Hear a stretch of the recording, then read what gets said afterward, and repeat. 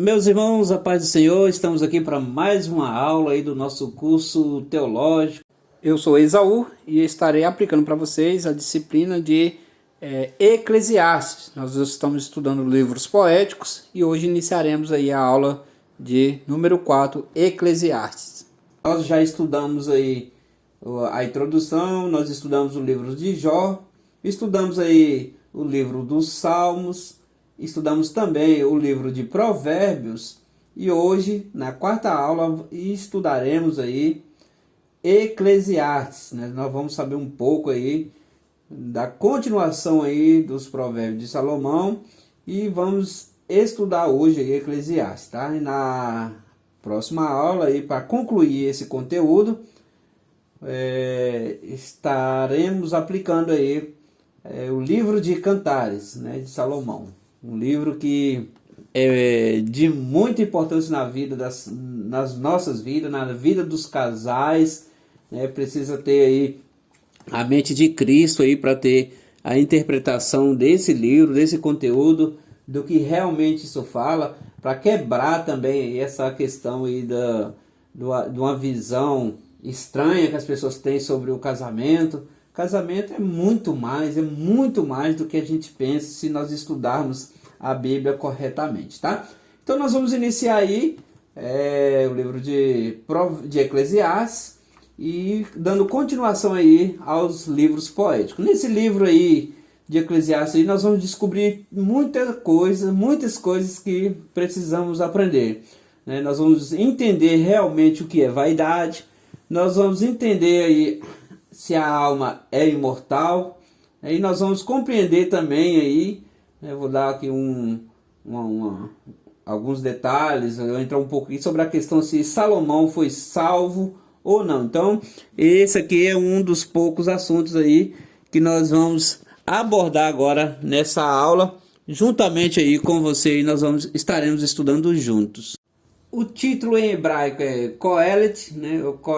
Lê-se Coelet, que o autor dá a si mesmo, né? Ou seja, ele falando de si mesmo, o pregador: venho sendo rei de Israel em Jerusalém. Ou seja, essa palavra é utilizada quando a pessoa refere a si mesmo, ou o pregador, né? Conforme mostrado no comentário de Provérbios, a palavra Coelet pode ser traduzida como pregador, orador ou coletador. E também no sentido de um pregador diante de uma plateia. Não é novidade, né, que Salomão foi o homem mais sábio que já existiu, embora ele cometeu algumas falhas horríveis, mas na questão aí de desenrolar, governar, ele teve aí, ele sobressaiu, né? Todos os povos vinham gente a ouvir a sabedoria de Salomão, e também enviados de todos os reis da terra, que tinham ouvido a sua sabedoria. 1 de Reis, capítulo 4, versículo 34. Então, Deus o proporcionou, né? Deus lhe deu a capacidade de pedir algo, e quando pediu, ele pediu sabedoria, que é a melhor coisa que uma pessoa pode ter nessa terra. E com isso a fama dele cresceu muito e vinha povos de todos os lados da terra, né? Salomão foi capacitado com a sabedoria divina para a tarefa de governar. Então Deus nos propõe, eu sempre falo sobre isso, que a Bíblia é muito fiel. Quando nós trabalhamos, nós temos propósito. Essa questão de sabedoria, Tiago mesmo, o evangelista Tiago, ele vai escrever que quem tem falta, peça ao Senhor, que a todos dá, e não lança em rosto o que lhe foi oferecido, o que lhe foi dado. Então, a questão da sabedoria nós temos acesso, nós temos aí a capacidade de conseguir, mas nós temos que pedir a pessoa certa. A palavra de Deus também nos orienta que nós falhamos por não saber pedir, pois pedimos mal, né? Aí veio também a rainha de Sabá, que ficou impressionada com a sabedoria de Salomão, quando compareceu perante Salomão e lhe expôs tudo quanto trazia em sua mente. 1 de Reis, capítulo 10, versículo 2. depois de ver a riqueza do reino e ouvir a sabedoria de Salomão, exclamou: felizes os teus homens, felizes esses teus servos, que estão sempre diante de ti e que ouve a tua sabedoria. 1 de Reis, capítulo 10, 8. E olha só, presta atenção, o entendimento da rainha de Sabá é que alegria, que satisfação a pessoa tem estar te servindo, ô Salomão, de poder ouvir a tua sabedoria. É algo que eu, Esaú, sempre falo. Você quer ser uma pessoa melhor, você quer ser uma pessoa grande, você tem que estar com pessoas melhores que você. Imagina que uma questão que eu já expus aqui para vocês também. Pessoas que comentam que Pedro era leigo, Pedro era aquele... Pedro foi discipulado por quem? Isso mesmo, por Jesus Cristo. Não tem como uma pessoa ser discipulada pelo maior mestre que já andou nessa terra e continuar leigo. É evidente que ele tinha suas dificuldades antes de Cristo, mas ele foi trabalhado, ele estudou onde o professor era o próprio mestre Jesus. Assim como qualquer outro aluno que antes de entrar para uma faculdade, para uma pós-graduação e etc., ele tem suas dificuldades, mas depois que ele vai estudando, ele vai descobrindo o quanto que ele precisa aprender mais. Assim foi a vida de Pedro. E é isso que a rainha de Sabá está falando aqui para Salomão. Felizes é os teus homens, é os teus servos, é aquelas pessoas que trabalham perto de ti, que convivem contigo, Salomão. Então, nós temos que buscar isso, nós temos que buscar estar com pessoas com sabedoria, que faça o que nós entendemos, que faça nós vermos o que nós aprendemos, não é nada comparado ao que nós temos que aprender. Principalmente a Bíblia é um livro que quanto mais você estuda, você percebe que você não sabe de nada. Então, por isso que você tem que mergulhar continuamente, cotidianamente, na palavra de Deus. Por que as pessoas o procuravam? Porque ele esclarecia, ele trazia, ele ajudava todas as dificuldades que as pessoas traziam para ele. Então as pessoas gostam de pessoas que os ajudam. As pessoas gostam de pessoas que você chega para conversar com ela e você vai ter uma palavra de retorno, uma palavra que muda ali, que dá saída para aquele enigma, para aquela situação difícil que você está vivendo. Quem de nós aí, quem você que está assistindo essa aula aí, não já imaginou estar conversando ali com Jesus, ou conversando com alguns representantes da Bíblia, para esclarecer algumas dúvidas que nós temos sobre o passado? Senhor, o que seria, o que quer dizer essa passagem? Quantas vezes eu, principalmente, eu mesmo, eu diversas vezes já me imaginei conversando com algum representante da Bíblia. Nossa, como eu queria estar conversando com Paulo agora para me esclarecer isso aqui. Como eu queria estar diante de Jesus agora para fazer uma pergunta relacionada a isso aqui, entende? E assim as pessoas o faziam, o procuravam, porque sabia que ia ter resultados, né? O que diz a Bíblia? Todo mundo procurava ir ter com ele para ouvir a sabedoria que Deus lhe puseram no coração. 1 de Reis, capítulo 10 e 24. Eclesiastes contém o melhor da sabedoria de Salomão. Nós vamos bater um pouco nessa tecla um pouco mais na frente, que eu quero expor para vocês que isso aqui resume, isso aqui, com base nisso aqui que eu acabei de ler agora, resume se Salomão foi salvo ou não. Salomão, ele compôs 3.000 provérbios, né, como já é sabido dos irmãos, e também alguns salmos ele compôs também. Então ele compôs 3.000 provérbios e 1.005 cânticos. De tudo Salomão falou um pouco, né? Ele falou das plantas, ele falou dos vales, ele falou das aves, falou dos mares. A sabedoria do homem era tantas que ele compôs, ele falou um pouco de tudo. Ele falou do Líbano, do isopo, né? Esse isopo aí é aquela espécie de planta ali que dá ali nos muros, não tem aquela situação onde ali vai ficando aquele verde ali. Então ele comentou sobre isso também, falou dos animais, das aves, dos répteis, dos peixes, né? das plantas aromáticas, medicinais. Isso você vai encontrar em 1 de Reis, capítulo 4, versículo 32. Como vocês veem aí no próprio livro, né, ele se identifica como o próprio autor. A autoria de Salomão, não tem dúvidas, né? Eclesiastes 1 e versículo 12, né, comprova que se trata do rei de Israel. E diz comigo: eis que me engrandeci e sobrepujei em sabedoria a todos os que antes de mim existiram em Jerusalém. Com efeito, o meu coração tem tido larga experiência da sabedoria e do conhecimento. Eclesiastes 1 e 16. Tem alguns rabinos, né, que atribuem o livro a Isaías ou a Ezequiel devido à diferença de estilo. Ora, Provérbios e Cantares são diferentes devido ao tema que é tratado e pelo fato de ter sido escrito quando Salomão estava velho. Ou seja, vou dizer que ele escreveu os provérbios aí na sua juventude ou quando estava aí numa boa idade. Aí já Eclesiastes já é para refletir, né? Então por isso vai haver essa diferença aí de um para o outro. O livro de Eclesiastes é o selo do arrependimento e da apostasia de Salomão. Olha isso. O arrependimento, a apostasia. Você sabe o que é apostasia?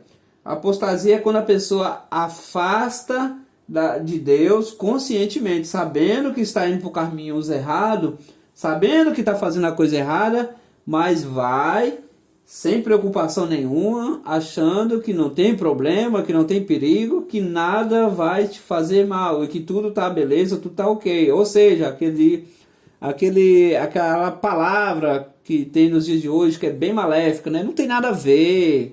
O que importa é o coração. Estava mais ou menos assim Salomão quando se estava afastando de Deus. Aí depois ele vem escrever o Eclesiastes e se vocês percebem que os conselhos de Eclesiastes é conselhos de uma pessoa idosa, é de um velho, é de pessoas já vividas, com experiência, que já passou a adolescência, já passou a juventude, e viu e notou que tudo é vaidade. Tudo é vaidade. Você vai dizer que ele próprio vai dizer que tudo é vaidade. Para a pessoa chegar a essa conclusão, tem que ter acontecido o quê?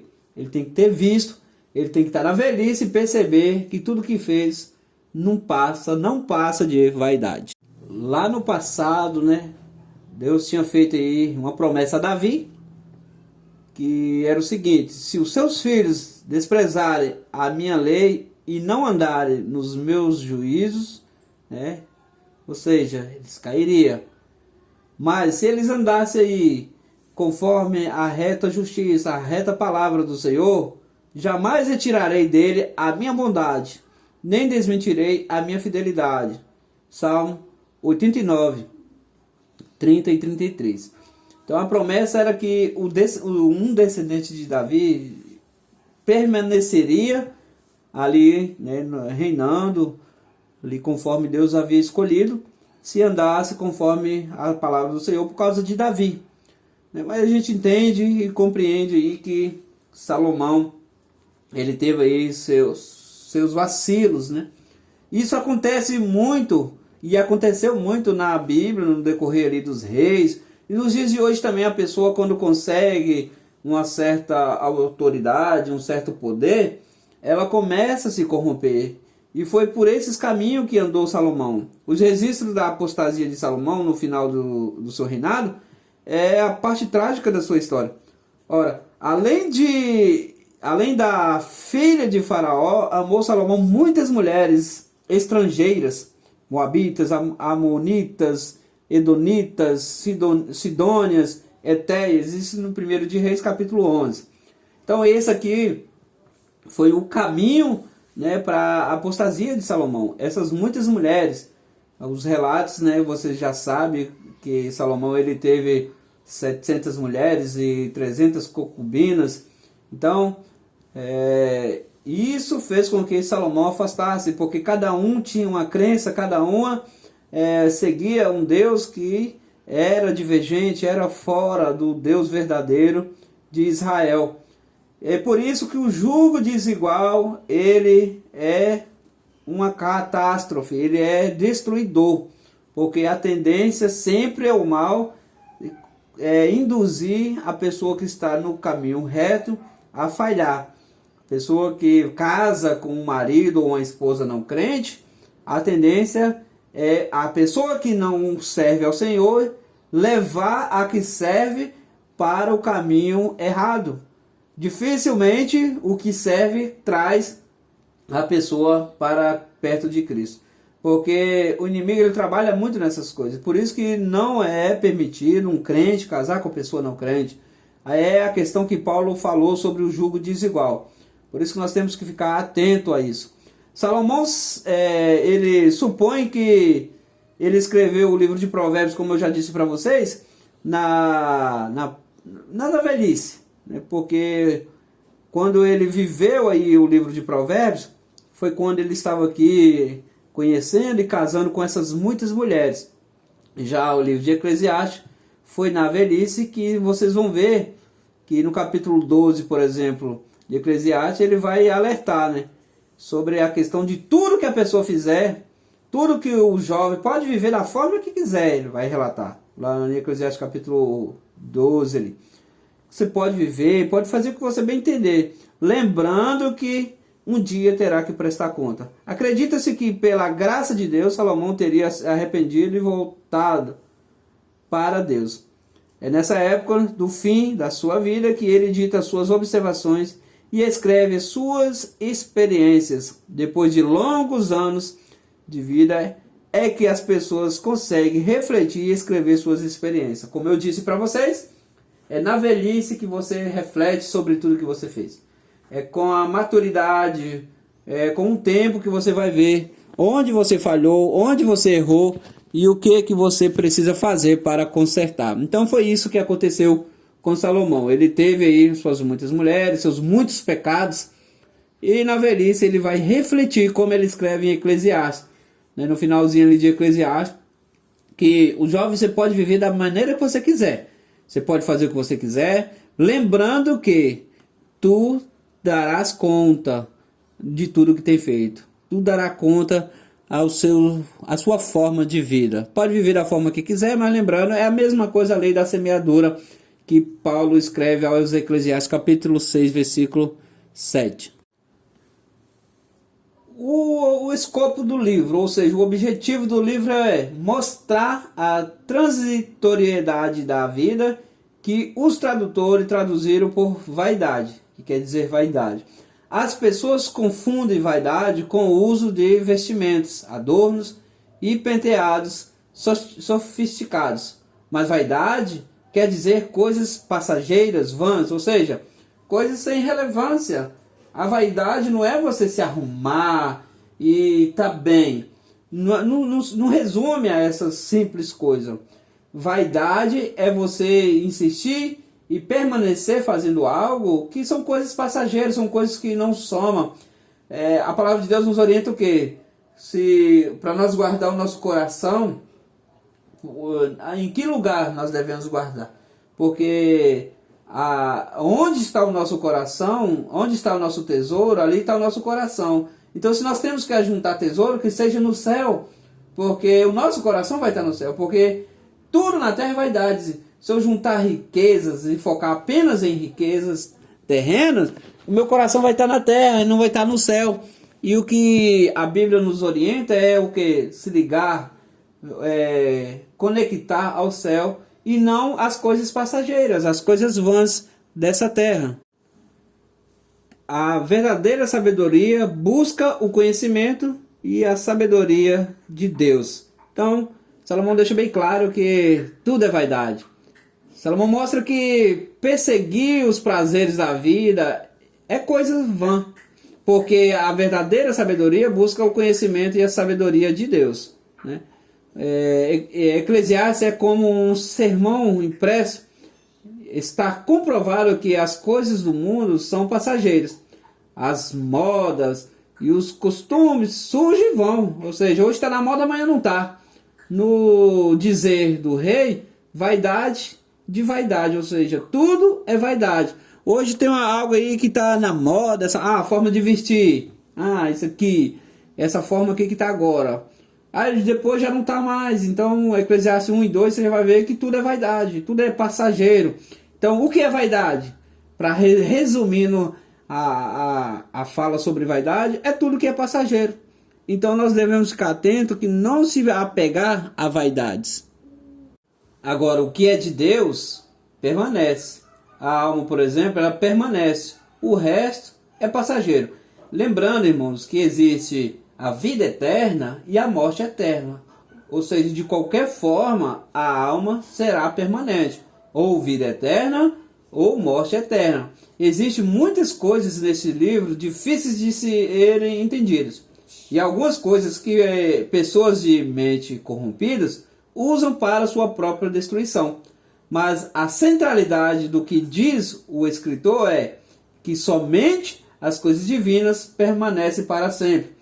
Então, nós temos que tomar muito cuidado nessa questão aí da mortalidade da alma. Nós sabemos que a alma ela é imortal. A alma ela não morre, como eu acabei de dizer aqui, tanto para a vida eterna ou para a morte eterna, ela vai permanecer, ou em sofrimento ou em alegria. Então, existe diversas passagens, não é uma, nem duas, nem três, nem quatro, nem cinco, que fala sobre a imortalidade da alma. Então, nós temos que aprofundar, entender, como tem algumas seitas por aí que fala que a alma é mortal. Isso é doutrina maligna, isso é doutrina satânica, para confundir as pessoas a não se preocupar com o que não é vão, né? E Eclesiastes vai deixar bem claro que nós não devemos nos preocupar com coisas vãs. E se tem uma coisa que nós devemos nos preocupar nessa vida é com a nossa alma, em alimentar a nossa alma das coisas de Deus. Nós vamos ver Ezequiel, Mateus, Salmos, diversos lugares em Salmos, Eclesiastes, Daniel, Mateus, diversos lugares em Mateus, Apocalipse, Filipenses. Nós vamos ver sobre a importância, os deveres de nos preocupar com a nossa alma, porque a nossa alma ela tem um destino e cabe a nós direcionar a nossa alma ao destino correto, que é estar na eternidade com Jesus Cristo. Aí tem algumas orientações, né, que nós vamos encontrar no livro de Eclesiastes. Eclesiastes é como um sermão impresso, como já disse para vocês, e está comprovado que as coisas do mundo são passageiras. Este é um sermão penitente, na mesma maneira que eram alguns dos salmos de Davi. Aqui o pregador tristemente lamenta a sua tolice e erros e ao prometer, né, a si mesmo satisfação e prazer nas coisas do mundo. Até mesmo as coisas proibidas aos sentidos, que agora ele afirma serem mais amargas que a morte. Nós entendemos que quando ele fala disso, né, ele viu aí algumas situações aí que fez ele entender que tinha coisas piores do que a morte. A queda de Salomão é provar.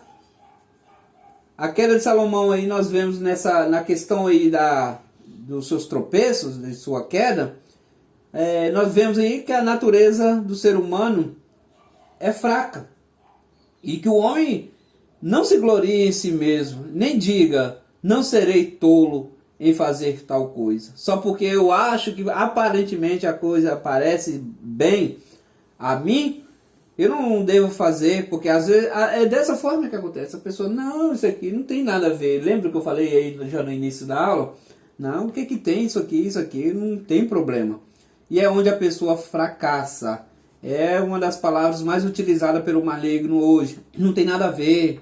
O que importa é o coração. Salomão, depois de arrepender, resolve, como seu pai, ensinar aos transgressores os caminhos de Deus. Então ensinarei os transgressores e os teus caminhos, e os pecadores se converterão. Salmo 51, 13. Ele resolve alertar as pessoas que não tropecem nas mesmas pedras que ele. Os erros comuns das pessoas é que elas se afastam de Deus. Eu costumo dizer sempre que uma pessoa inteligente, ela aprende com os erros. E o sábio, é aquele que aprende com o erro dos outros. Então, se você vê a pessoa te aconselhando, te falando, te orientando, ou se você vê alguém errando e você não vai pelo caminho que ela foi, isso faz de você uma pessoa sábia, né? Então, você não precisa errar para aprender. Mas existe aquelas também que erram e aprendem. Isso é uma pessoa inteligente. Eu falo, não vou mais por esse caminho que eu errei. Existe a tola também, que ela vê dando errado, ela vê o fracasso e continua indo por esse caminho. Assim, o inteligente, o sábio, ele vê os outros errando e não vai mais por esse caminho. Por isso que nós temos que se apegar aos conselhos das pessoas mais experientes. E aí ele chega a uma conclusão que tudo que ele mostra, as coisas que o homem tanto luta para conseguir, são passageiros, ou seja, não passa de vaidade. Salomão prescreve aí medicamento contra a vergonha espiritual, vergonha que ele mesmo sentiu. Ainda que não se consiga curar a pessoa de sua vaidade, pode ser preveni-las dos problemas que as coisas transitórias causam no mundo. Confiar nos bens passageiros trará muita decepção ao futuro. Então, que bom, louvado seja Deus, que a pessoa chega a esse ponto de entender, de compreender que as coisas são vaidades, que tudo é vaidade, né? Que as coisas não é permanente. Aí nós temos aí a divisão do livro. O livro pode ser dividido em duas partes. A primeira trata da transitoriedade da vida ou vaidades, né? Eclesiastes 1 ao capítulo 6 ao 12, né? Até o verso 12. A segunda parte trata da excelência da sabedoria divina, que vai de Eclesiastes capítulo 7 até Eclesiastes capítulo 12. A primeira parte do capítulo, de 1 ao 6, aí, a introdução ao livro, a palavra do pregador, conforme foi apresentado na introdução geral deste livro. Não existe em português uma palavra para definir o verdadeiro sentido de Coelete. Traduzido como pregador ou mestre é uma palavra com sentido restrito ao hebraico, referindo-se a alguém de ofício. A palavra descreve uma pessoa que convoca uma assembleia com a intenção de falar aos participantes, ou seja, vou convocando todo mundo para uma reunião onde eu mesmo estarei apresentando essa reunião a vocês. E no meio dessa divisão aí nós vamos ver aí Salomão utilizando aí a sabedoria, referindo a ela na terceira pessoa, a sabedoria, e também algumas vezes nós vamos ver ele utilizando aí no sentido primário aí, né? A sabedoria, né? No sentido inicial aí já se refere tanto na terceira pessoa como na primeira pessoa também. Ele se refere aí à sabedoria. Em alguns momentos nós vamos ver também ele referindo aí a sabedoria que é o próprio Cristo. Cristo é a própria sabedoria. Vaidade de vaidade, a palavra vaidade é a mesma palavra hebraica de Gênesis capítulo 2, versículo 2, Abel, rebel. Isso significa fôlego, vapor, e pode ser usado no sentido figurado como vaidade, algo passageiro. Essa palavra ocorre não menos que 37 vezes em Eclesiastes, só em Eclesiastes. E é a chave para entender o livro. O sentido da palavra se refere a algo que passa completamente ou completa e rapidamente, não deixa resultado algum para trás, não satisfaz a razão humana que está sempre à procura de algo permanente e progressivo. Ou também a palavra vapor, fôlego, é usada em relação aos ídolos, em contraste com o Eterno, o Deus Todo-Poderoso. Então, diversas vezes nós vamos encontrar. Salomão fala da vaidade mundial, não com amargura ou zombaria, e sim considerando suas experiências em reflexo na velhice, com perplexidade e tristeza. E aí Salomão nos deixa aí do Eclesiastes 1:3 a pergunta universal, né? que todos fazem essa pergunta: o que proveito tem o homem todo o seu trabalho com que se afadiga debaixo do sol? Salomão refletiu sobre essa pergunta da mesma forma que os crentes formulam a mesma pergunta a si mesmo. Quantos que já não fizeram essa pergunta? Você que está assistindo essa aula aí, você já fez essa pergunta, e se não fez, vai fazer essa pergunta ainda. Que proveito tem? E tudo isso que eu tenho feito, todo esse sacrifício, toda a minha dedicação que eu tenho dedicado aí, ou as coisas de Deus, ou as coisas materiais, ou as coisas terrenas que nós vivemos, o tempo todo que eu passo ali trabalhando para ter uma vida melhor, para conseguir isso, para conseguir aquilo, as noites mal dormidas, tudo isso que nós vivemos, tudo que nós procuramos, que nós corremos atrás. Aí está a pergunta universal de Salomão, que talvez para aqueles dias não teria resposta, mas se você olhar hoje, com a ajuda do Novo Testamento, muitas coisas ficam muito claras para nós. Tem muitas coisas, vários entendimentos fica claro. Por exemplo, uma coisa que fica muito clara nos dias de hoje com o Novo Testamento às nossas mãos é a questão quando Salomão escreve que diferença tem o homem do animal se todos morrem e vão para debaixo da terra, né? E o espírito volta para Deus que o deu, e etc. E tem tanta gente que atribui essa dispensação com a dispensação da graça. Então nós temos que entender de dispensação, tem que voltar no tempo aí para entender o que significa. Mas voltando à pergunta universal, qual é o sentido disso tudo? Aí nós já vemos a resposta. Nos dias de hoje nós sabemos que o nosso trabalho ele tem um significado. 1 Coríntios, capítulo 15, versículo 58. Portanto, meus amados irmãos, sede firmes e constantes ou inabaláveis e sempre abundantes na obra do Senhor, sabendo que no Senhor o vosso trabalho não é vão. Viu só? Tudo é vaidade. Mas quando se trata das coisas de Deus, o nosso trabalho não é vão, não é passageiro, não é a coisa que aparece e vai embora, é a coisa constante, permanente. Então continua trabalhando para o Senhor. Continua fazendo a obra do Senhor e a recompensa virá do Senhor. Então, há muitas perguntas eram feitas no passado, muito questionamento, mas temos que entender as dispensações. Hoje nós vivemos a dispensação da graça e nós aprendemos que toda alma que pecar, essa morrerá. Só que esse morrer não é morreu, acabou, como muitos dizem. É um morrer, se trata de perdição eterna.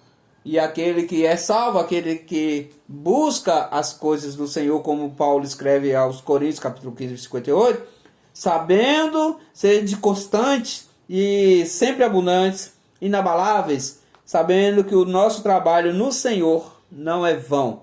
Ele tem, sim, uma recompensa de Deus.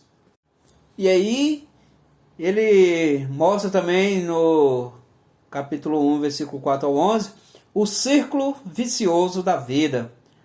Salomão deixa muito claro aí que geração vai e geração vem, mas a terra permanece para sempre.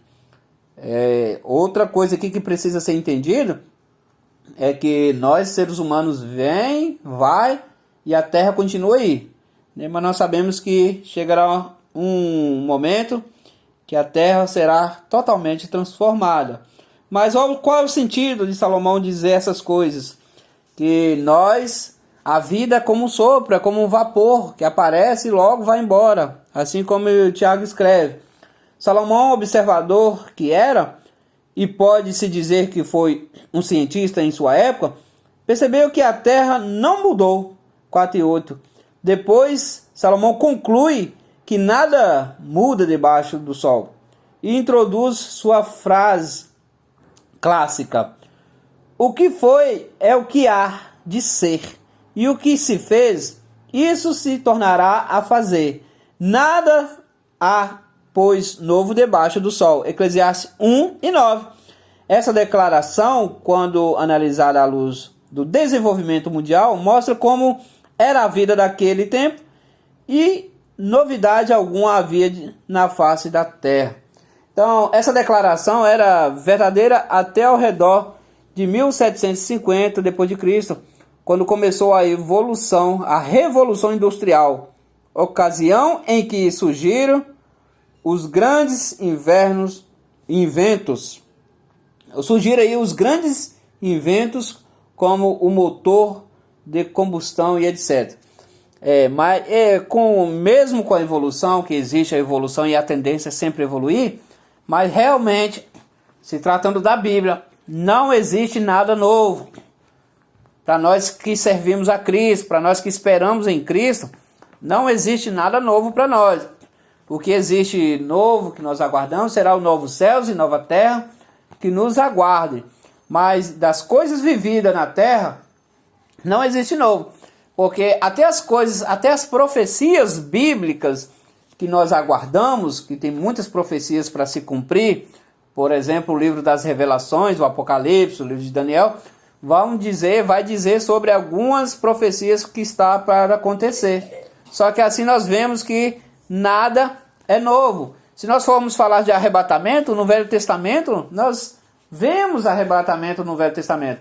O escritor aos Hebreus, ele escreve dizendo que tudo que nós vemos hoje é uma sombra. Lá no Velho Testamento, que nós vimos no Velho Testamento, é uma sombra daquilo que está para acontecer, que está acontecendo. Então, ou seja, tudo que já aconteceu, volta a acontecer, torna a acontecer. Se você me falasse de arrebatamento, que nós aguardamos o arrebatamento, mas nós vemos pessoas na Bíblia que foram arrebatadas. Por exemplo, você vê a história, os acontecimentos de Enoque, os acontecimentos de Elias, foram pessoas que foram arrebatadas. Então, nada é novo debaixo do sol. Ao escrever essa questão, Salomão está dizendo ali do contexto histórico, do contexto ali, do que ele tem observado da vida ali, né? Se nós trazermos aí para a questão de evoluções, de crescimentos na área científica, é verdade que no passado as coisas demoravam a acontecer, demoravam a mudar. Quando, por exemplo, quando Cabral chegou ao Brasil em 1521, viajava pelo mundo em navios semelhantes ao que Paulo viajou durante aí o Império Romano. Então as coisas demoravam muito para mudar nessa questão, e por isso que ele vai dizer que nada é novo, né? Os barcos que os fenícios usavam nos dias do profeta Jonas eram semelhantes àqueles que Paulo também, e depois Cristóvão Colombo também tem utilizado.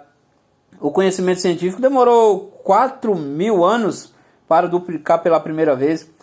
A maioria dos estudantes bíblicos concorda que o conhecimento humano duplicou apenas uma vez, desde o ano 4.000 a.C. até o nascimento de Cristo. Depois foi diminuindo esse tempo, né? Na questão de evolução das coisas mudaram. Mas é bíblico, né? A Bíblia diz que a ciência aumentaria de forma absurda. E tudo isso vem acontecendo. Hoje a gente já sabe que os navios hoje são máquinas extremamente rápidas e super evoluídas, de formas aí que a pessoa em viagens que demoraria meses, semana, ela faz em dias, né? Então é muita evolução. Só que se tratando dos escritos bíblicos, nada existe de novo, né? Como eu já expliquei para vocês, que até a questão do arrebatamento já teve início do arrebatamento lá, já teve um exemplo de como seria o arrebatamento lá na vida de Enoque ou de Elias. Então, as últimas informações obtidas de que a ciência está se multiplicando todos os anos. Isso é verdade. As coisas aumentam vão mudando de forma absurda, muito rápido. E a Bíblia já nos adverte sobre isso. A ciência, cada dia, está aumentando muito mais. Vamos falar de tecnologia. Você compra um aparelho celular hoje e no mês que vem já tem uma evolução nova. Um aparelho do mesmo modelo, porém com muito mais utilidades.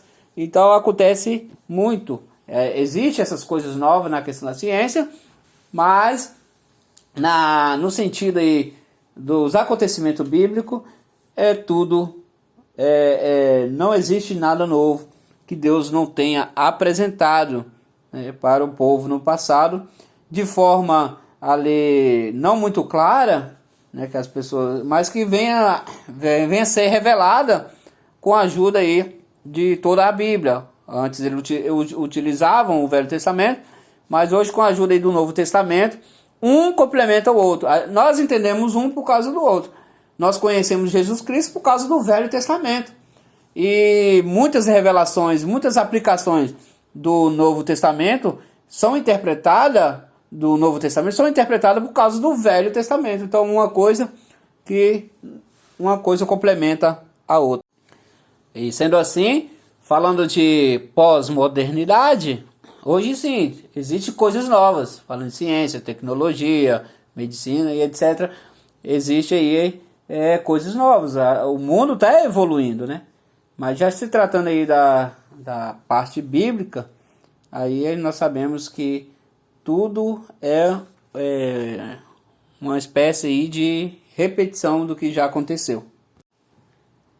A experiência de Salomão, no capítulo 1, do verso 12 ao 18. Nesse bloco, o versículo, o pregador relata sua experiência como rei de Jerusalém e não deixa dúvidas de que se trata realmente de Salomão. Eu, o pregador, venho sendo rei de Israel em Jerusalém. Capítulo 1, versículo 12.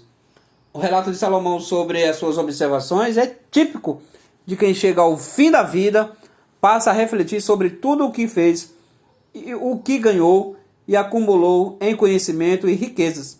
Salomão tinha as duas coisas, conhecimento e riqueza, isso é muito bom.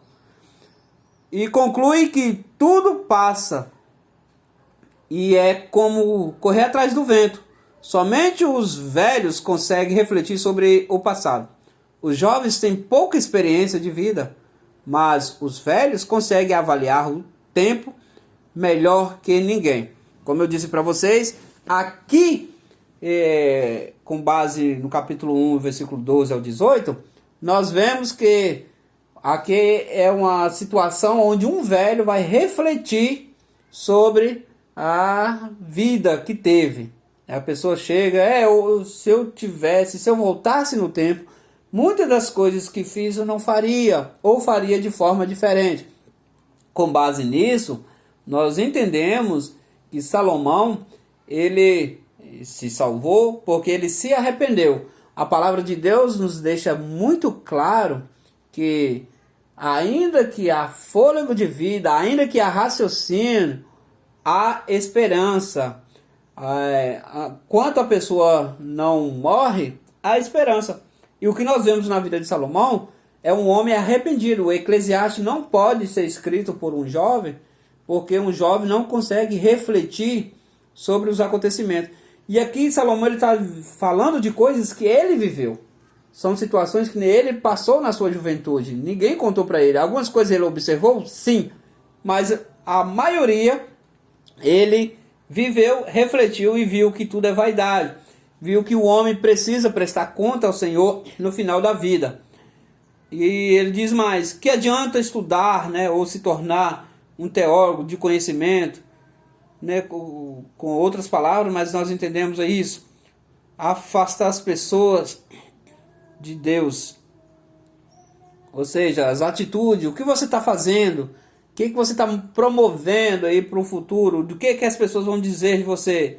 É como você estuda, vai lá, se planeja, se torna um teólogo, mas no final, você, em vez de aproximar as pessoas de Deus, você está afastando as pessoas de Deus. No entanto, pode estudar com profundidade, desde que todo o conhecimento que adquire seja usado para a salvação de pessoas e implantação do reino de Deus na terra.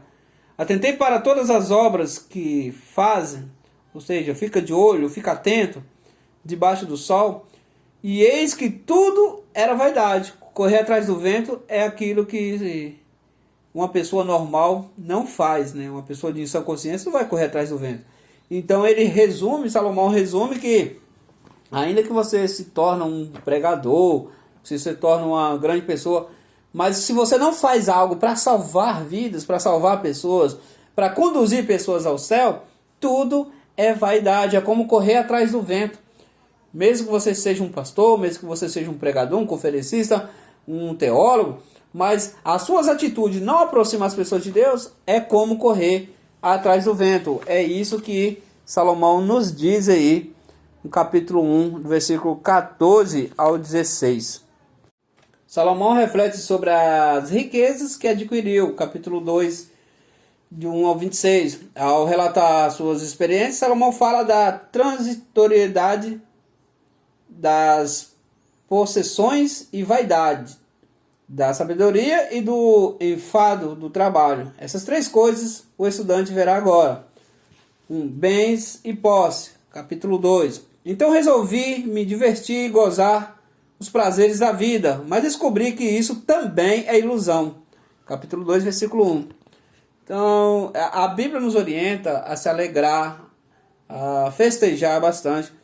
Mas como eu disse para vocês, qual o sentido dessa alegria, dessas festas? Tem que saber, tem que ter um propósito.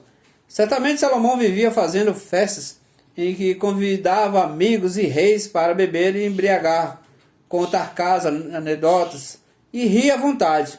Mas agora no fim da vida, conclui que a festa para nada serviram. Cheguei à conclusão de que os risos é tolice e de que o prazer não serve para nada. Era comum os reis de antigamente embebedarem seus amigos para descobrir o que eles pensavam sobre o rei. Sim, porque a bebida deixa a pessoa fora de si e passam a falar o que está em seu coração. Então eram alguns costumes, né, que tinha.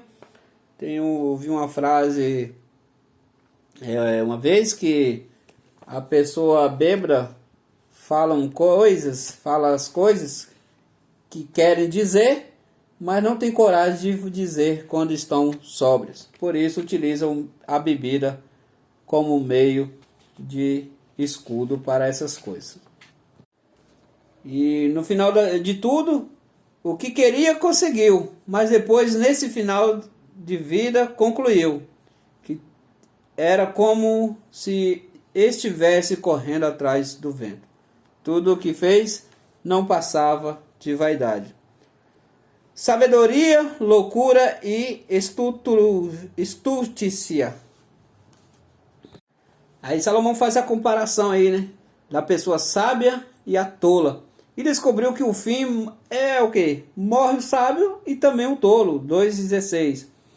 E o mesmo com tanta sabedoria passou a aborrecer a vida, porque descobriu que o sábio morre e também o tolo, e todo o seu conhecimento ou ignorância desaparece. A transitoriedade do trabalho. Salomão conclui que uma pessoa trabalha durante a vida, adquire bens e depois deixará tudo para quem não trabalhou, e conclui: isso é vaidade e grande mal. Por que mal? Porque vai entregar tudo que a pessoa lutou para conseguir, vai entregar na mão de quem não trabalhou nada para conseguir e vai gastar de forma banal, de forma supérflua, e não vai dar valor a nada que conseguiu. Pensou então que nada há melhor para o homem do que comer, beber e fazer que a sua alma goze o bem do seu trabalho. Quero enfatizar isso aqui com vocês. Capítulo 2 de Eclesiastes e versículo 24. Sabendo que o final ia morrer e deixar tudo para as pessoas que não ia valorizar, que essa é uma realidade que acontece, ele chegou a uma conclusão que o melhor, nada melhor para o homem do que comer, beber e fazer a sua alma que goze o bem do seu trabalho. Ou seja, trabalhou, usufrua do bem do seu trabalho. Para com esse negócio de só pensar no futuro e esquecer de viver o presente. Nós convivemos em um contexto onde as pessoas pensam em conseguir um futuro para os filhos, conseguir uma condição melhor para os filhos, e esquece de viver, esquece de comer uma carne boa, esquece de comer uma comida boa, porque está pensando no futuro e apenas no futuro. Nós devemos sim pensar no futuro, Mas nós devemos entender também que o futuro não nos pertence. O futuro pertence a Deus. O amanhã não me pertence. Por que eu vou só me preocupar com o futuro, sendo que o presente eu estou deixando de qualquer maneira? Não pode ser assim. A vida não deve ser dessa forma. No entanto, compreendi que mesmo essas coisas vêm de Deus. Sem Deus, como teríamos que comer ou com que nos divertir? 2,25. Então, a melhor coisa que você faz é comer bem, viver bem, viajar, usufruir e viver a vida de forma digna e aproveitar o que Deus tem nos proporcionado. A vida é para ser aproveitada. É por isso que se chama o viver agora, é por isso que se chama presente, porque é um presente nos dado agora. O futuro não nos pertence, pertence a Deus. Utilizem esse presente, que literalmente é o presente, é onde você está vivendo, e utiliza como algo que Deus te deu para viver no dia de hoje. Reflexão sobre o tempo. As reflexões que Salomão fez sobre o tempo, afirmando que tudo tem o seu tempo determinado em um dos seus textos mais conhecidos da humanidade, até mesmo as pessoas não convertidas ao Evangelho de Jesus Cristo. Você pode ver que todo mundo utiliza desse meio de Eclesiastes 3, né, que tudo tem um tempo debaixo do sol. O pregador mostra que as conquistas humanas seguem uma ordem e lei própria. O tempo para todo o propósito debaixo dos céus é estabelecido por Deus. Capítulo 3. Por exemplo, Deus estabelece o tempo de nascer e tempo de morrer. Nós sabemos que a nossa vida é passageira nessa terra. Então, por isso que nós temos que saber viver de forma que nós vamos deixar algo que vai somar na vida das pessoas. E não quando nós partimos, as pessoas, nossa, que alívio que essa pessoa se foi. Né? Mas você tem que ser uma pessoa que utiliza do tempo que você tem para fazer o que foi chamado para fazer. As conquistas reais são alcançadas dentro do seu tempo e ordem, mas sem valor algum se não alcançar o propósito de Deus. Salomão não tem dúvidas. Deus fez tudo formoso ao seu tempo e pôs a eternidade no coração do homem. Lembrando, pessoal, que o tempo foi criado por conta do homem, né? Que nosso Deus ele não é preso ao tempo e o tempo foi criado para nós. Por isso que nós devemos aproveitar de forma correta, da melhor forma possível, porque Deus, assim que formou, assim que criou os céus e a terra, você pode ver que numa das aulas aí sobre criação, você vai entender qual foi a primeira criação que Deus fez. Os alunos já têm conhecimento disso e sabem qual foi a primeira coisa a ser criada por Deus quando formou a terra. Procura lá a aula sobre a criação e vocês vão entender que a teologia sistemática também vocês vão entender o que foi aí a primeira criação de Deus se tratando de terra, da humanidade, tá bom? E assim é o conselho de Salomão, que nós venhamos valorizar e trabalhar de forma que nós venhamos se alegrar no final dos nossos dias. Segundo a Midrash, um método de interpretar a história bíblica dos judeus, eles utilizam aí sobre essa questão do tempo de nascer e tempo de morrer. Por exemplo, um tempo para nascer e outro para morrer transmite a mensagem de que feliz é aquele para quem a hora da morte é igual ao do nascimento. Isto é, que chega à morte tão puro quanto nasceu. Olha que profundo isso, pessoal. É um conselho aqui da Midrash, que o importante do tempo de vida aí é que na hora da sua partida seja tão alegre, seja tão assim satisfatório para você que está partindo, como a sua chegada, como você chegou uma pessoa pura, sem pecado, uma pessoa de consciência limpa. Reflexão sobre a morte do homem e dos animais. Aqui está uma das famosas aí debates bíblicos aí sobre a questão aí da morte, né? Que Salomão ele vai comparar aí o homem como o animal, não é tudo igual, que morre e acaba. Então nós vamos falar um pouco sobre isso agora. Na reflexão aí da morte do homem e dos animais, o pregador reflete sobre as cortes e tribunais onde se assentam os juízes para quem as pessoas trazem suas causas. Os juízes aqui condenam o bem e absolvem o mal, como afirmou o rabino Jarqui.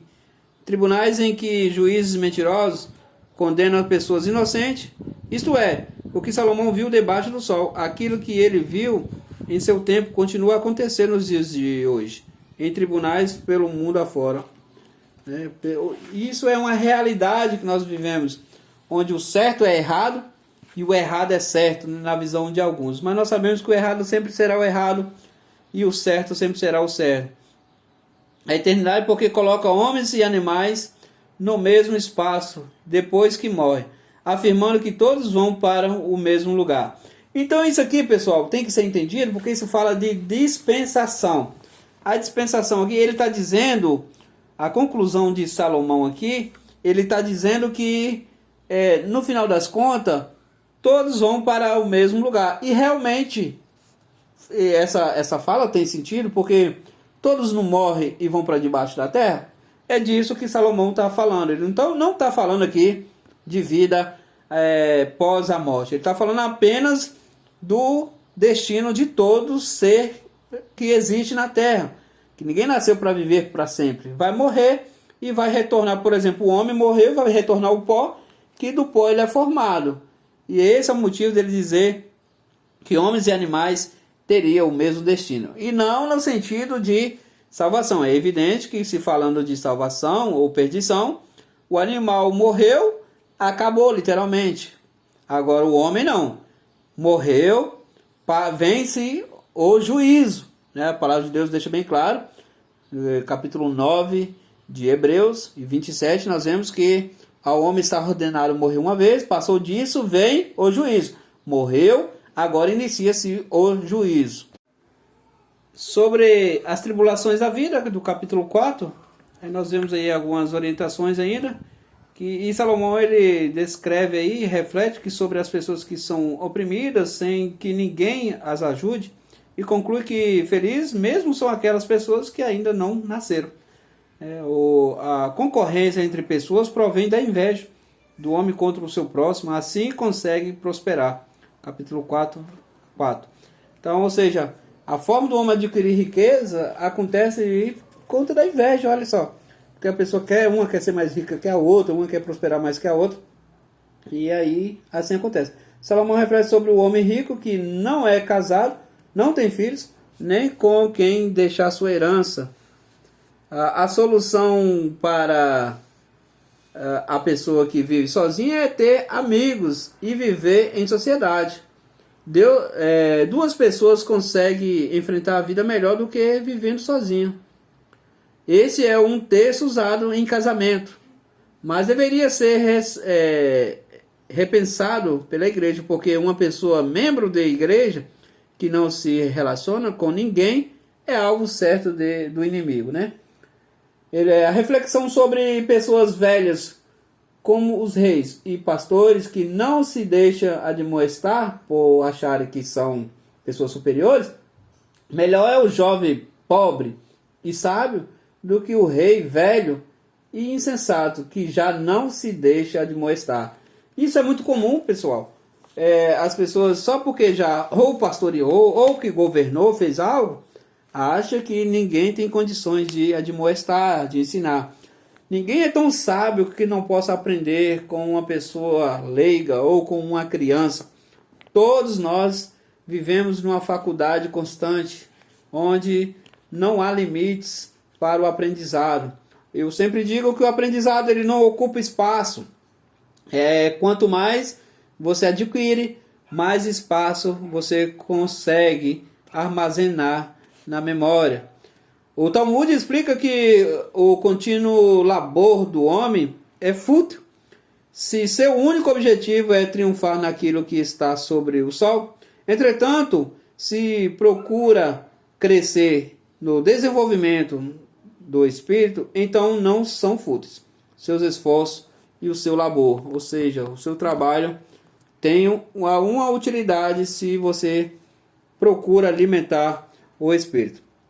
Reverência no culto a Deus, capítulo 5. Essa questão aí de a pessoa viver sozinho e não ter para quem deixar a herança. Tudo isso Salomão já tinha pensado, né? Que hoje já existe lei para isso aí, né? Pessoa que não tem parente, que não tem nenhum descendente, não tem para quem deixar a sua herança, ou a sua herança vai para o Estado. Mas aí, se existe alguém ou um familiar próximo, né? Geralmente vai para o seu sobrinho mais velho, ou qualquer parente que tiver, que seja ligado à herança dessa pessoa que viveu e acumulou riquezas, vai para o parente mais próximo. Nós vimos isso também lá no Egito, né? Quando os o momento, né, da fome, o momento lá da herança, lá da divisão, nós vimos lá com José, essas aplicações. Nós vimos lá também as filhas de não vou lembrar a pronúncia certa, Zelofeade aqui, né? Quando herdou a herança, melhor dizendo, né? Era essa a referência que eu queria fazer. Quando herdou a herança do pai, porque não tinha filho homem. E as filhas de Zelofeade herdou a herança que era dele, né? E assim aplicou também uma lei ali, que o parente mais próximo herdaria a sua herança.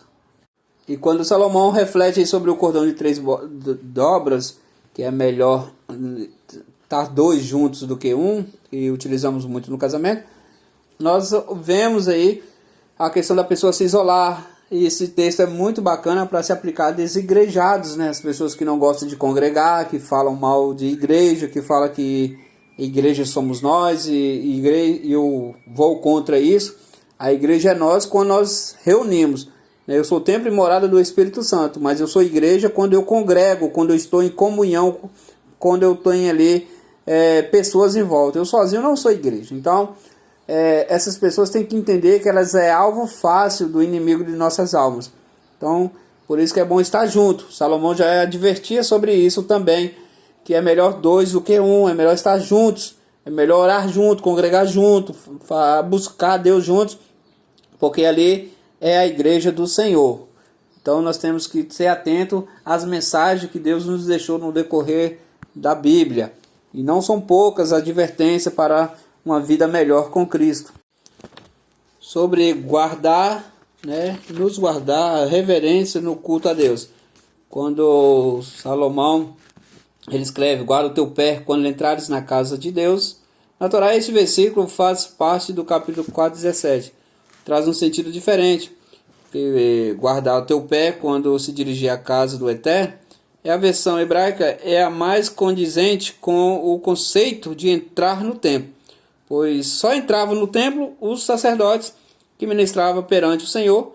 O povo ficava do lado de fora. Por isso este versículo soa estranho se só entendido à luz da Torá. Mas só que nós entendemos que isso fala de guardar, de respeito, não só ali no templo, mas aonde o local que estiver reunido ali no nome do Senhor, o costume ali, o respeito tem que ser o mesmo. Também ninguém se achegava ao templo para ouvir, já que as pessoas iam ao templo para cumprir votos, levando as suas oferendas. Nos dias de Jesus, os judeus ficavam no pátio do templo, numa área reservada para o povo.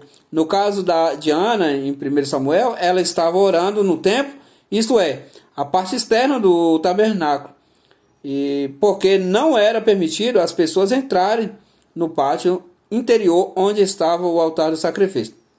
Vale a pena, no entanto, ressaltar aqui a adaptação do tema dos dias atuais, em que os cristãos têm o hábito sadio de congregar, se para adorar a Deus, ou seja, 2 é melhor do que 1, como eu acabei de dizer, seja uma construção especial, ou seja lá o lugar, um prédio, uma garagem, um galpão, aonde estiver no conceito aqui, tem que ser o Novo Testamento, importa onde os crentes, a questão em si não é um templo específico, mas é o local que está no momento.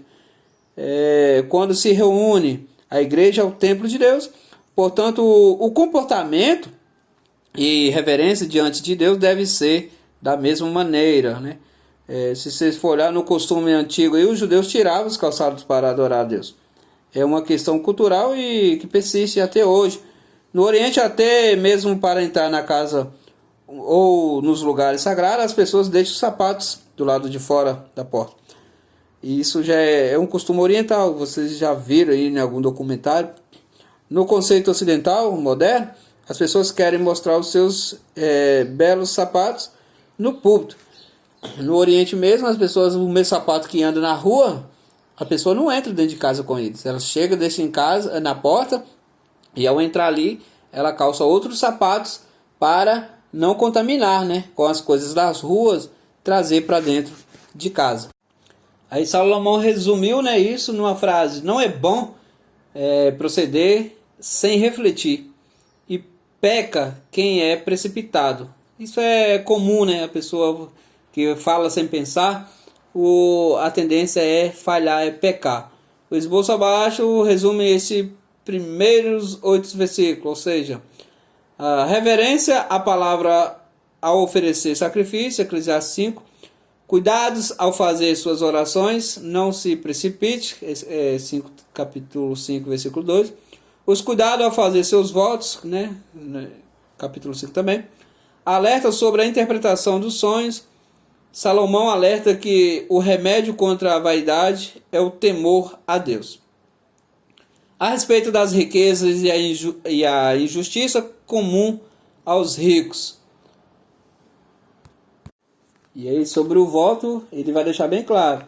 É bom que não vote, né? Mas se votar, cumpra. Né? Porque se você vai fazer um voto ao Senhor, se você não tem condições de cumprir, não faça esse voto. Ou tem pessoas que fazem votos absurdos que depois não consegue cumprir, fica como devedor. Então é bom que não vote. A respeito das riquezas e a justiça comum aos ricos, as pessoas são insaciáveis pelo dinheiro e pela riqueza. As muitas riquezas não trazem satisfação. A riqueza tira o sono dos ricos. As riquezas podem causar danos ao seu possuidor. Quando se perde tudo, os filhos sofrem. Nada levará consigo para a eternidade. Capítulo 5, versículos 15 e 16. Se o homem não souber usar bem o dinheiro, sofrerá sérias consequências. Por isso, o pregador recomenda: homem que faça bom uso do que Deus lhe deu.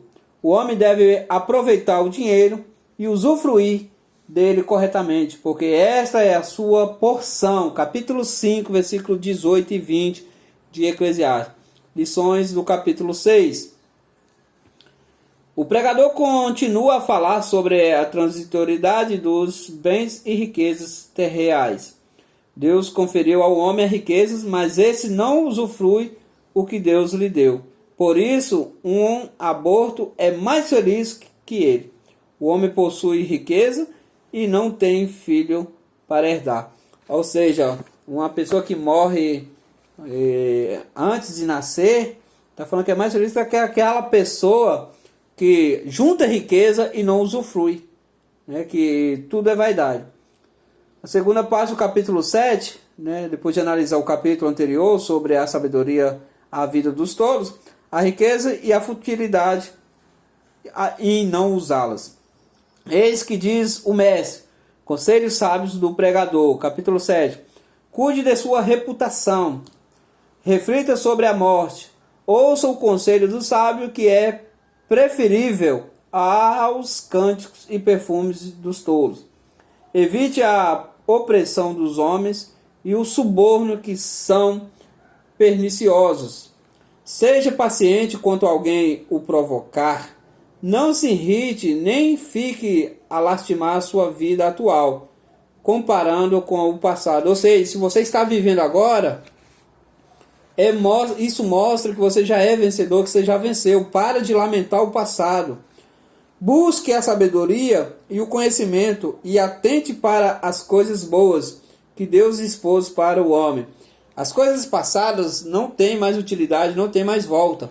O que você deve fazer agora é preocupar com o presente, trabalhando olhando para o futuro, lembrando que se vive o presente e não o futuro. Busca a sabedoria e o conhecimento antes para as coisas boas que Deus dispôs para o homem. Submeta-se à vontade de Deus e contente-se com o que ele provê. Capítulo 7. O pregador mostra os extremos da retidão e do pecado. O melhor antídoto é o temor a Deus. Na verdade, a sabedoria não se ofende com coisas ruins que são feitas ao sábio, seja por obras ou por palavras, porque leva em conta a imperfeição da raça humana. A fraqueza das pessoas é a sua própria fraqueza. O sábio reconhece sua imperfeição, suporta as dores da vida. O sábio lamenta por seus pecados e é um tolo quando as deixa levar pelas mulheres. A conclusão do pregador é que Deus fez o homem reto, mas ele se meteu a muitas astúcias. A pergunta que faz diferença para uma vida tranquila. O Targum mostra no capítulo 8, assim, quem é sábio para ir contra a sabedoria do Senhor? Enquanto nossas versões dizem apenas, quem é como o sábio? O Targum é um livro de orientação. São traduções e parafrases dos textos bíblicos do hebraico, enquanto a Midrash são interpretações de Rabino. Então, quem é o homem, para ir? O pregador começa este capítulo elogiando o sábio, o tempo que haverá tempo em que teme a Deus serão honrados.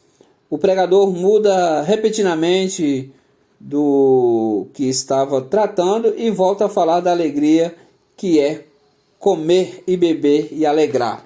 Pessoal, é bíblico isso. Comer, beber, se alegrar, é coisas boas, é viver o presente.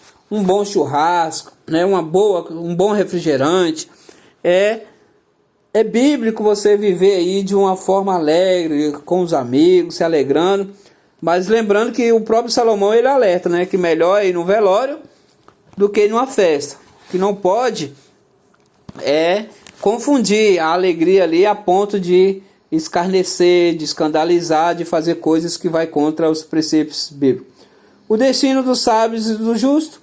Ele observou que, olhando exteriormente, o homem, bons e maus, são iguais. Para Salomão, eu até falei sobre isso aí, que no final todos descem à sepultura. Então está falando nessa questão aí. A morte, ela põe um ponto final em tudo que fazemos e gostamos. Capítulo 9. Por isso, infere que deve ser sábio para desfrutar o conforto da vida até o fim. Assim, o homem deve usufruir dos bens que Deus lhe deu. Então, novamente, o homem deve aproveitar a companhia de sua mulher, viver feliz ao lado dela, porque essa é a porção que Deus lhe deu na terra. Para alguns, é uma feliz porção. Para outros, dependendo da mulher, é uma amarga recompensa. E Salomão ele vai dizer que existe mulher que é mais amarga do que a morte. Observa que Deus atravessa o caminho do homem e o surpreende. O homem não sabe sua hora. Médico afirma que o homem está a 2 segundos da eternidade. Uma parada cardíaca e o seu fôlego vai. As palavras dos sábios ouvidas em silêncio valem mais do que os gritos de quem governa entre tolos. Melhor é a sabedoria do que as armas de guerra. A excelência da sabedoria. Melhor é a sabedoria do que as armas de guerra. O capítulo 10 é um tratado sobre a reputação que uma pessoa angaria e que pode ser manchada. Ou seja, pode ser manchada a reputação. Davi foi manchado no adultério contra Betseba, A gente sabe que Davi cometeu grandes pecados. A Salomão ficou manchado a fim de sua vida Josafá manchou a sua reputação ao fazer aliança com Acabe. Josias manchou a sua reputação a disfarçar para enfrentar as forças de Faraó Neco, que avisara que não queria lutar contra Israel. Falou para ele ficar fora, aí depois ele se disfarçou, foi para a guerra. Uma flecha lançada ao vento matou aí ele sem nem ter intenção. A prudência do sábio, a semeadura: lança o teu pão sobre as águas, porque depois de muitos dias achará. Parece indicar a mesma coisa que Paulo fala em Gálatas: aquilo que o homem semeia, isso também ceifará. Então, como eu disse, nada novo debaixo do sol. Continuando a prudência do sábio e a semeadura, capítulo 11, nós vemos uma semelhança aí do que está em Gálatas capítulo 7, capítulo 6, versículo 7, que fala sobre a semeadura, sobre a importância de plantar, fazer algo visando aí o futuro. A sabedoria de Salomão instrui o homem a ajudar os necessitados, porque quem sabe o dia que precisará de ajuda. E a velhice que se pode mensurar a lei da semeadura, quando as pessoas que foram ajudadas no passado agora ajudam também. Lá em Lucas capítulo 16, versículo 8, nós vemos a passagem do homem, que ia ser demitido, porém ele, o que ele fez? Ao quitar as dívidas dos devedores do seu senhor, ele, ao procurar essas pessoas para pagar essas dívidas, a pessoa devia 100 e pagava 50. Falei, não, então paga só 50. Se devia 50, pagava só 25. Então ele estava fazendo isso porque ele sabia que ele ia ser demitido, ele tinha que prestar contas, e nisso ele saiu fazendo o bem para aquelas pessoas, de que ele já ia ser mandado embora, e ele não teria como sobreviver, e ele ia depender das pessoas, então ele estava fazendo um bem ali, pensando no futuro. O Talmud tem uma recomendação aos judeus de que Deus enriquece para que possa ajudar mais necessitados. O capítulo encerra com uma palavra irônica aos jovens. Usando de ironia, o sábio recomenda que os jovens aproveitem bem a vida e façam o que quiser, mas deve lembrar que todas essas coisas Deus te trará, ou seja, pedirá contas. Afinal diz, a juventude é a primavera da vida, são coisas passageiras. A primavera não é uma estação do ano, então coisas que vêm e vai embora. A velhice e os seus dilemas. Ele exorta os jovens que comecem a vida comprometidos com o Criador, Eclesiastes 12, e argumentando fortemente com as adversidades que surgem na velhice e as mudanças que a morte trará sobre o homem. Os jovens não costumam imaginar que um dia ficarão velhos. Esse é o problema da adolescência de hoje. Eu, numa certa conversa com os adolescentes da igreja que eu faço parte, estava conversando com eles. O problema da adolescência é porque vocês acham que ninguém teve a idade de vocês. E quando vão aconselhar, vocês acham que estão atrapalhando a vida de vocês, que não gostam de vocês, que quer privar vocês de tudo. Só que não é isso. Os velhos dão orientações porque já passou, já viveu, já teve aquela idade e não quer que os filhos cometam os mesmos erros que cometeram os pais. É na velhice que se gasta mais com medicamentos e se enfrenta maiores dificuldades. Salomão usa figuras de linguagem para explicar como é a vida de um velho. É bem possível que a velhice, alguns exclamem, não tenham prazer. Sim, porque já não se sente o mesmo fôlego de caminhar, correr, praticar esporte.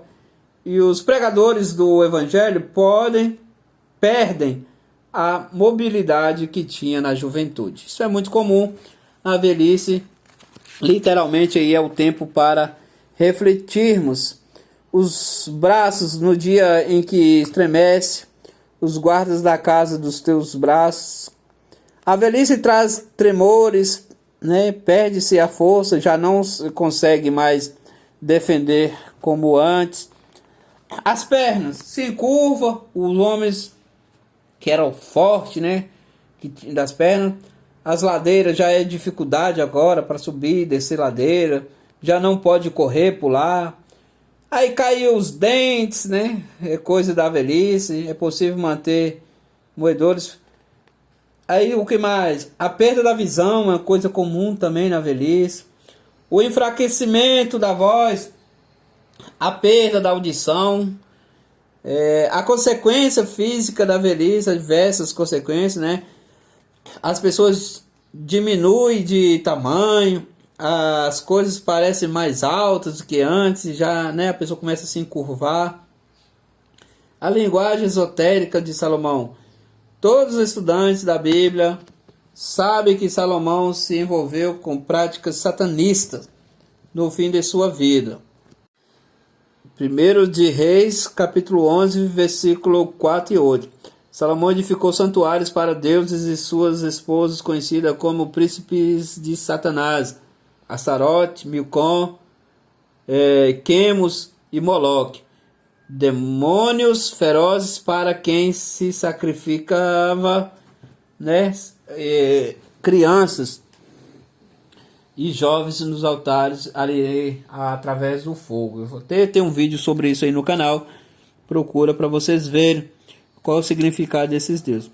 Envolvendo com práticas satânicas, Salomão usou termos esotéricos antes que se rompa o fio da prata. Isso é coisa usada no meio espírita, no satanismo. A pessoa deixa o corpo e fazem viagens astrais, presas por um fio de prata. Caso este se rompa, o espírito humano não pode retornar ao corpo e este morre. E se quebre o cântaro junto à fonte e se desfaça a roda junto ao poço, são linguagem esoterismo, ou seja, são linguagem aí do ocultismo, onde Salomão percorreu.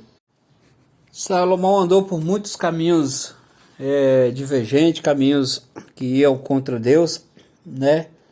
Mas chegamos aí a uma conclusão de que não se escreve tanta sabedoria como em Eclesiastes, se não estiver aí no fim dos dias, né? Depois de ter vivido tudo que viveu, nós entendemos que Salomão escreveu isso aí com base no que ele tinha vivido, ou seja, ele traz à memória as coisas que fez, as coisas ruins que fez, o caminho para o fracasso, revisando ali que em outros tempos o bom era não ter feito, que tudo era vaidade.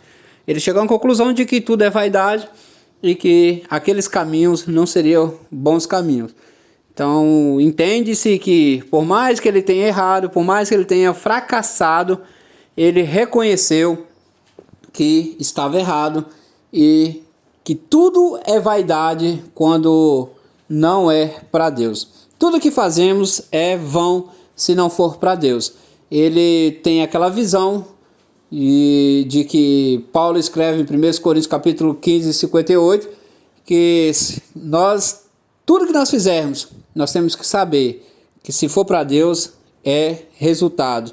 Se não é para Deus é vão. Como Paulo escreveu dizendo que nós devemos continuar, lutar, trabalhar, sabendo que o nosso trabalho, para nós sermos constantes e perseverantes, sabendo que o nosso trabalho não é vão no Senhor. Então, com base nisso, nós concluímos que Salomão, no fim dos seus dias, ele refletiu e viu os erros que tinha cometido e agora, arrependido, orienta a juventude, orienta os homens para que não vá pelo mesmo caminho. Sendo assim, uma pessoa arrependida, como está escrito em Hebreus capítulo 9, versículo 27, que ao homem está ordenado morrer uma vez, passou disso, vem o juízo, e agora ele em vida, ele tem o seu arrependimento, enquanto há fôlego de vida, há arrependimento, há esperança. E aqui nós vemos